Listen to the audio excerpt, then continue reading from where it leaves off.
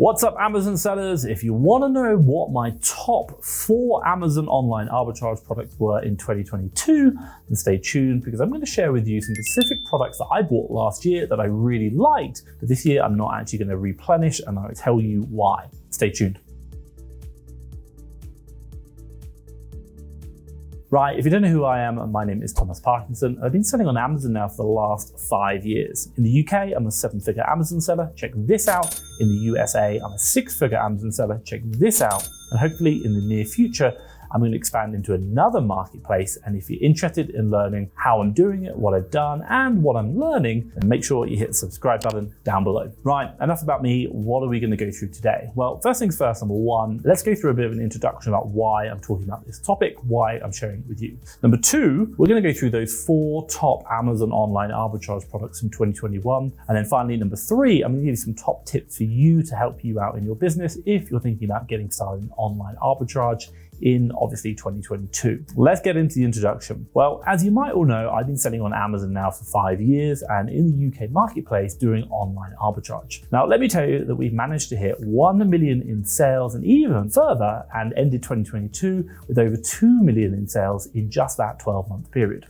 Now, with that being said, I want to share with you my learnings and some of the products that I've purchased, or should I say sold last year, and obviously share with you an idea of what we're looking at and obviously why we're not reselling them, but obviously it gives you an idea of what we're looking at and also as well what you can look for as well to make money. Now, this is all part of the FastTrackFBA YouTube channel. I share what I'm doing in my journey and what we're learning and what's happening in the arbitrage space and in the Amazon marketplace. Now, this leads me nicely onto my second chapter, which is about those 4 actual top products from 2021. Now, the first product I'm going to share with you is the Body Shop Mango Body Butter. Selling this product can give you a big profit. And also as well, considering that it is Body Shop, they generally offer massive discounts on their products. Now, although this comes with a disadvantage that because the listing has too much competition, and considering that a lot of other sellers know about the discounts from the Body Shop, they're also aware of the deals. And what does it happen? Well, competition increases and the net result is price goes down. That affects our ROI. Now, what I'll do now is I'll jump on the computer and I'll share with you the data on this product, and we'll look at the keeper chart and show you,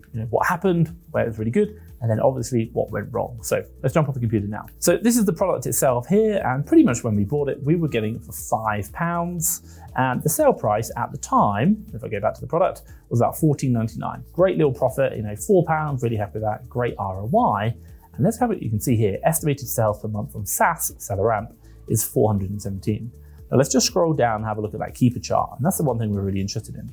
So you can kind of see down here, if I'm back to go into the whole year, and the one thing you can see is pretty consistent sale price, 1640, 1670, 15, and then it's come down to like 1497. So even a good price then. Now, the one thing which you'll see is obviously Amazon came on the listing, annoying, but also the one that they came off, so it's not a big problem. And even kind of like around here, when we're kind of looking at like £10, you're still gonna make some money, but it's not gonna be too much, even like $9.99 with the small and light program, or should you say the way Amazon changes its repricing. You're not making much profit, but you're still profitable. But if you have a look at down here, the offer count is pretty steady. It peaked up a bit, and then it came down, and then it peaked up even more, and it just went ludicrous. Right now, at the peak of 133, and even today, it's got 94, so it's absolutely crazy.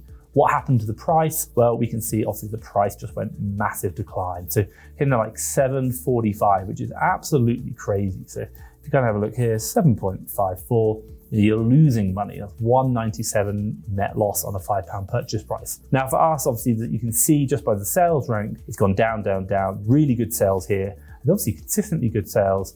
It doesn't matter if you're selling the product, you've got to be making profits while you're selling it. So for us, the one thing we really learned about this product, number one, we really liked it because obviously it was a small product, it was cheap, we got a great price on it, and we were making a good ROI. But what happened? Well, competition came in, and then obviously everyone jumped on it, and that caused the problem, caused the price to come down, and obviously it just wasn't profitable. So one thing we've seen is a lot of these products from Body Shop just generally get massive increases in price, or should I say competition, which really affects the price. So for us, we stopped selling that product, and obviously we're not going to replenish it into this year as well, just because of the fact that we've seen it time and time again, whereby sellers are coming in, crash the price, it's not going to make it profitable anymore. And hence, you're probably going to lose money if you're holding that over the long term. Now, the second product we sold over the last year was not known as a Milwaukee folding utility knife. It sold about 440 units, which is crazy, and also it had a great ROI, 50% plus, really like that. 50 to 70% on average is what we're getting. And in addition to that, it was a light item, so it had lesser fees,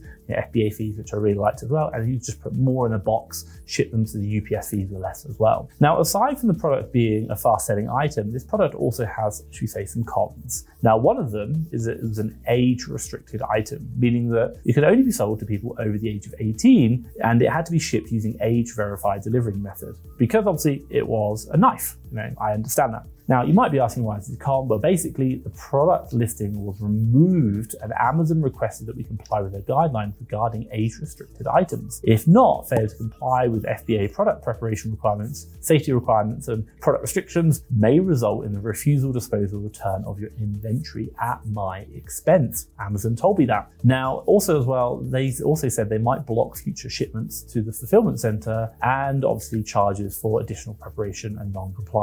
And eventually, they also mentioned suspension of our selling privileges if we did not comply. In addition to that, regulatory fines. So wow, there's a lot of risk here, and our account and even fines, according to Amazon, that was a big warning sign for us. Now, with that being said, it was going to be a risky product to continue selling. So what I'll do now is I'll just quickly jump on the computer and show you, and there is something about this product which I'll explain in a second. So this is the product right here, and you can see it's listed on Google, Milwaukee Flip Back Nice. It had 73 reviews, 44, light item, 140 grams. I was quite happy with that, really good. But when you try and load up the same product in Amazon, it doesn't exist. Amazon removed it from their catalog. So really, really annoying, but it was a great product. It sold really well, but unfortunately, obviously, they took it down, and obviously to get it back up again, you have to do so much more. And the net result was there's so much risk on our Amazon business. We said, no, we're not going to sell it. We're not going to resell this product going forward, and we're not going to take that risk. We'll find something else which is easier. At the end of the day, our Amazon account health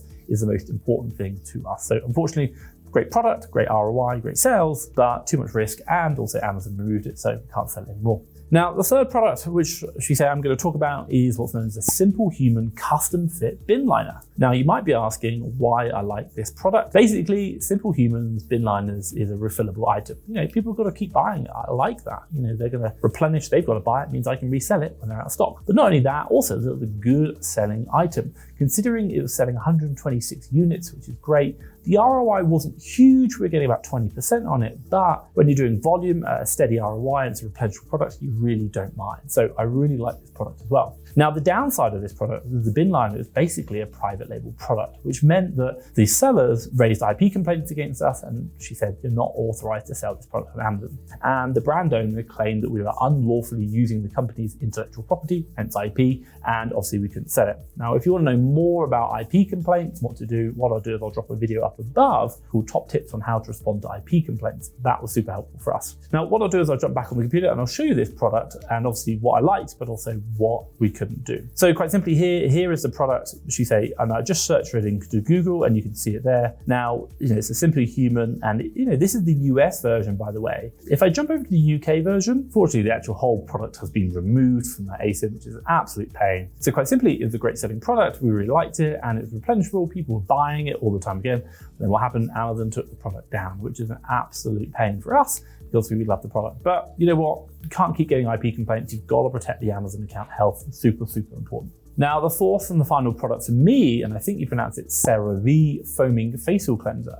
Now, the good thing I love about this product is that there are a lot of good reviews. A lot of people bought this item, and because of good reviews, and obviously it's a product you can use and obviously buy again. But over time, what we started seeing was negative feedback, complaints about the product. One of which, the product they were receiving was different from the listing, considering that the photo says foaming facial cleanser, and the product we were receiving from the supplier was foaming cleanser only. Now, it should be pretty much the same, but people were complaining about it, customer complaints, and I'll show you that in a minute. But with that being said, it was technically, should we say, a mismatch item, which was a real pain. And on our end, that was a real risk to sell because of negative reviews and also customer complaints. And Amazon doesn't like the customer having a bad experience. So what I'll do now is I'll jump on, I'll show you the product, and also I'll show you the back of house in our Seller Central, whereby we have the customer reviews. You can see that as well. So here we are. This is the product right here. So you can see it. Nice little product. Again, notice that foaming facial cleanser. That was something that was a big problem. And if you just kind of scroll down to the keeper chart, you can see here, just looking at this keeper chart,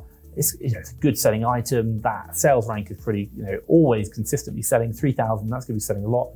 SAS is telling us 589 units, but also the buy box price is pretty consistent. Let's trim it back to the year. You can kind of see always consistent, really like that. Now also steady sellers as well. Now the interesting thing, if I jump over to my Amazon seller account, you can see here, this is called the customer, or the voice of the customer and the feedback. So we've got a couple of listings of this product. And you can see here we sold like 63, 49, 112, but we're getting, should we say, an NX, which is a negative customer experience, the number of orders which the customer reported, 6.35, 6.12, 2.68. It's not huge, but it is enough, and also very poor. Again, the wrong item, performance is not adequate, damaged item, wrong item sent.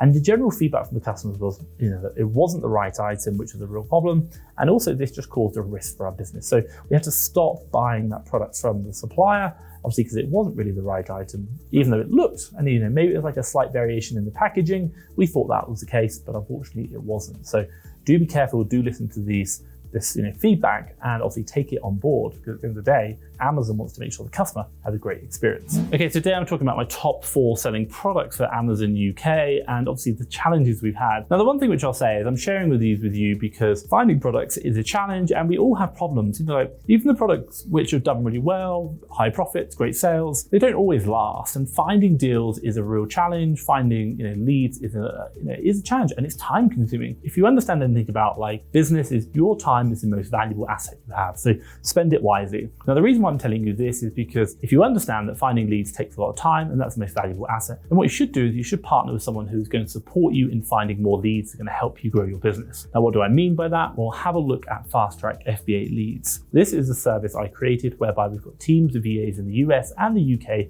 sourcing 7 days a week. They're looking for online arbitrage deals. They're doing all the checks that we do, and what do? They put them all onto our web platform. Now you come in, you buy tokens from us, and then basically you exchange those tokens only for the deals that you want. You get to pick and choose, you're in control. And then what you do, you unlock them using the tokens, you get supplier URL, Amazon ASIN, then you buy low, resell high on Amazon for a profit. If you are interested and want to know more, have a look at the link below. Trust me, FastTrackFBA Leads is a game changer. No one does anything like this, and you are the one in control. Check it out. I think you're going to love it. Now, this leads me nicely on to my third chapter, which is some top tips for you. So first things first, what can I recommend for you? Be ready.